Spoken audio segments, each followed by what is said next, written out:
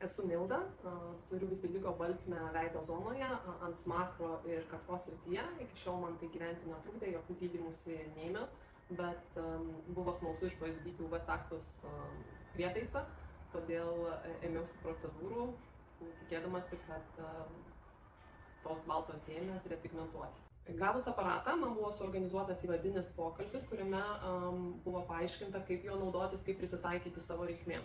Man buvo paaiškinta taip pat ne tik kaip naudotis pačiu aparatu, bet kaip naudotis programėle, nes į programėlę reikia susivesti visus savo duomenis, odos tipą, zoną, kuri bus gydoma ir dar nemažai detalių, ir pagal tai aparatas nustato dozę ir dažnumą procedūrų.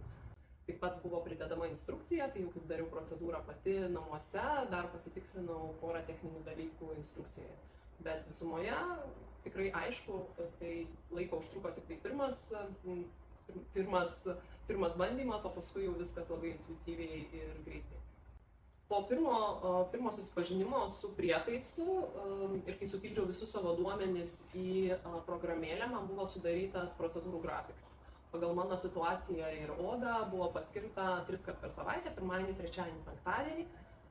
Programėlėje tai yra suplanuota, galima pasirinkti procedūros laiką ir tuomet prieš kiekvieną procedūrą reikia suvesti tuometinę odos būklę ir tokį kaip ataskaitą, kas vyko po buvusios procedūros. Tai tą padarius, programėlė parodo tos dienos rekomenduojamą dozę, kurią reikia suvesti į patį aparatą ir tuomet atlikti procedūrą.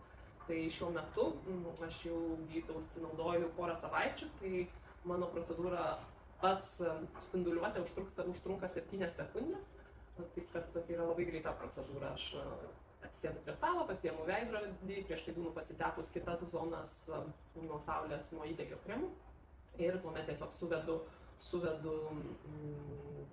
šios dienos rekomenduojamą spinduliuotės kiekį, prisidedu aparatą 1, 2, 3, 4, 5, 6, 7, vienoj pusėje, kitoj pusėje ir viskas. Tai trunku ne daugiau 7 minučių su visu pasiruošimu. Pati procedūra yra labai paprasta, aparatas kelis kartus įspėja, kada pradėti, kad yra laukimo laikas, pasiruošimo laikas ir patogu nuspausti mygtuką pradėti, galutinį starto mygtuką, laikant aparatą jau išpozicionuotą ten, kur reikia. Kai ateina laikas procedūrai, aš tiesiog įsijungiu telefone programėlę ir tenais iškrenta laukas, kur reikia tiesiog pasirinkti iš 4 ar 5 variantų, kokia yra odos būklė po praėjusios procedūros. Atlikus procedūrą, paspaudžiu mygtuką patvirtinti ir tos dienos procedūrų langas užsidaro. Taip, viskas yra labai paprasta, nereikia man nei interpretuoti, nei papildomai galvoti.